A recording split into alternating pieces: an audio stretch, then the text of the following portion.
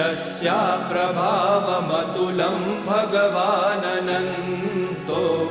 ब्रह्माहरश्च नहि वक्तुमलं बलं च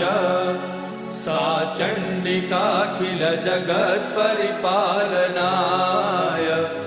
नाशाय चाशुभभयस्य मतिं करोतु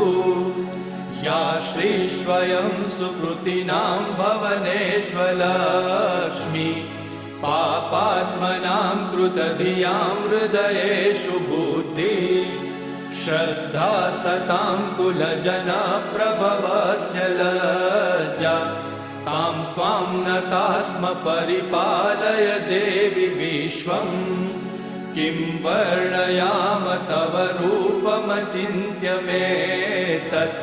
किं चातिवीर्यमसुरक्षयकारि भूरि।